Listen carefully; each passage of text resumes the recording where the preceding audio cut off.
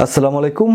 আজকে সারাদিন কারফিউর প্রথম দিন, মানে বাংলাদেশ সেনাবাহিনীকে মাঠে নামানো হয়েছে শেখ হাসিনাকে বাঁচাতে। তো এই বিষয়টি নিয়ে হয়তো আজকে সারাদিনই আপনারা উদ্বিগ্ন উৎকণ্ঠা কাটিয়েছেন যে বাংলাদেশের আসলে প্রেক্ষাপটটা কি, বাংলাদেশ কি অবস্থার মধ্য দিয়ে যাচ্ছে।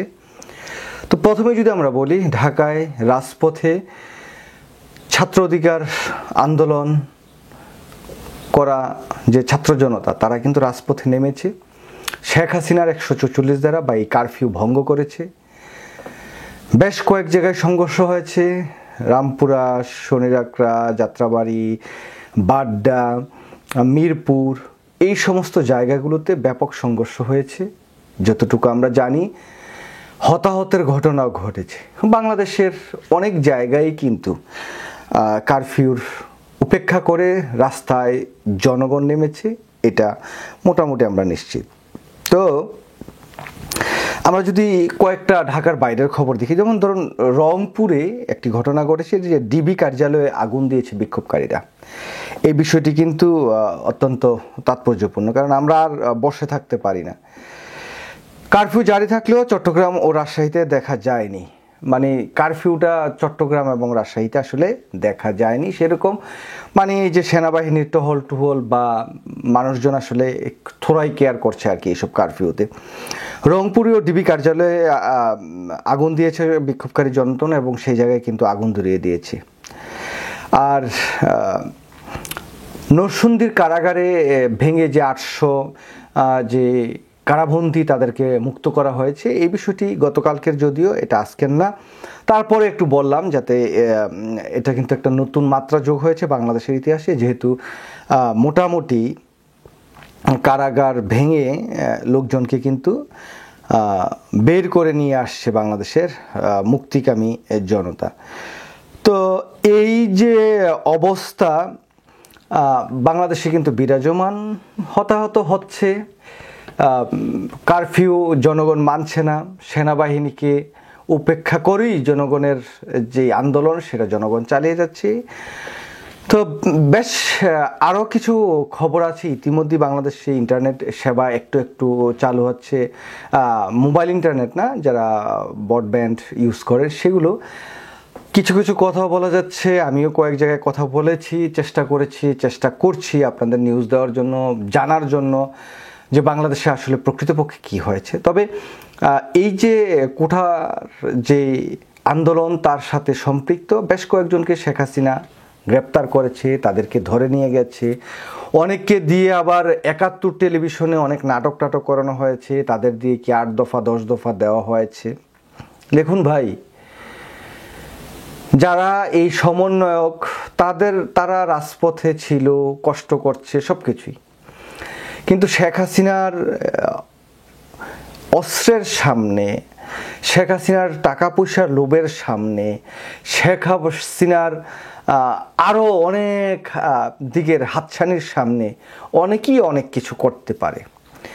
তো সেই সমস্ত বিষয়গুলোতে আসলে কান দেওয়ার কোনো প্রয়োজনীয়তা আছে বলে এই মুহূর্তে আর মনে করছি না। কারণ যতক্ষণ পর্যন্ত এই কোটা যেই সমন্বয়করা যারা ছিলেন, তারা যে আন্দোলনটি দিয়েছেন, সেটা ততক্ষণ পর্যন্তই শুধুমাত্র ছাত্রদের ছিল, ততক্ষণ পর্যন্তই শুধুমাত্র তাদের ছিল যতক্ষণ পর্যন্ত ছাত্ররা তাদের আন্দোলনটা করছিলেন। এখানে পুলিশ কোনো হামলা করেনি, ছাত্রলীগ, যুবলীগ, গুন্ডালীগ হামলা করেনি, শেখ হাসিনার হাতও যেই সময়টাতে রক্তে রঞ্জিত হয়নি, সেই সময়টা পর্যন্ত ঠিক ছিল।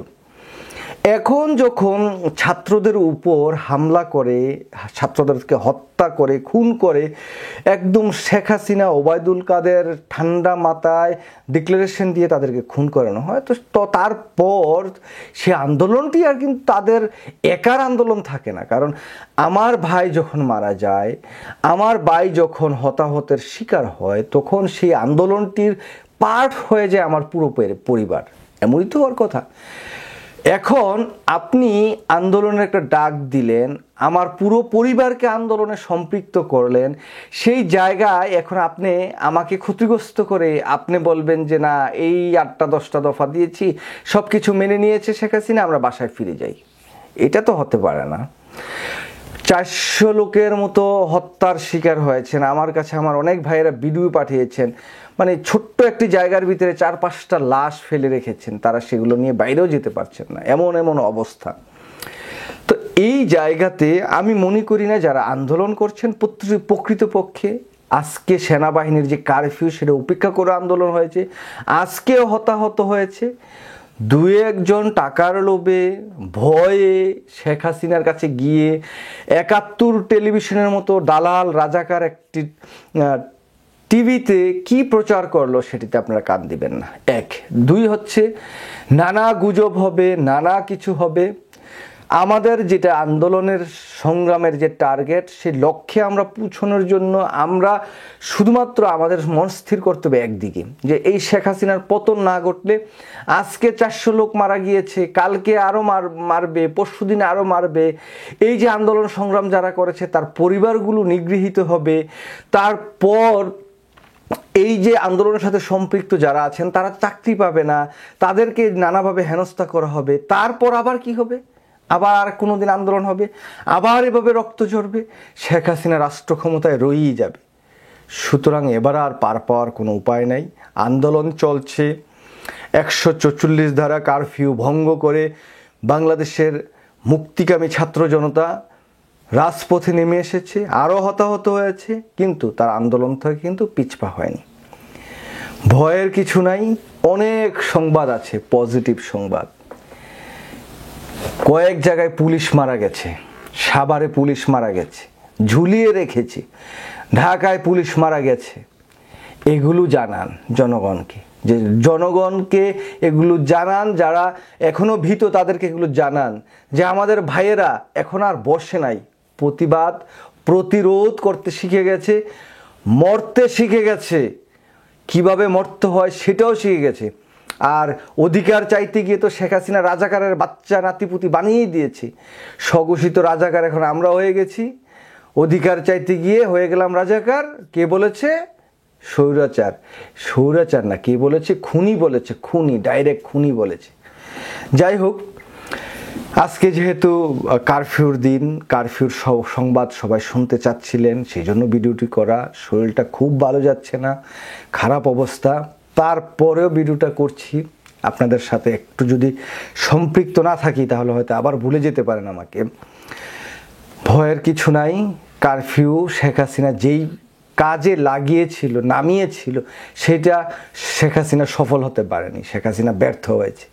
আমাদের আন্দোলনরত মুক্তিকামী ছাত্র জনতা সফল হয়েছে আজকের দিনের মতো। সুতরাং বাংলাদেশের এই যে চলমান আন্দোলন, এটা সুনির্দিষ্ট একটি লক্ষ্যে পৌঁছে গেছে বলে আমি বিশ্বাস করি। এখন এর ফলাফল পাওয়ার জন্য কিছু সময় আমাদের অপেক্ষা করতে হবে। আন্দোলন সফলের দিকে। শেখ হাসিনার কারফিউ জনগণ মানে নাই, প্রত্যাখ্যান করেছে। সবাই ভালো থাকবেন, সুস্থ থাকবেন, নিরাপদে থাকবেন, যতটুকু সম্ভব চেষ্টা করবেন, আন্দোলন চালিয়ে যাবেন। আল্লাহ হাফেজ, আসসালামু আলাইকুম।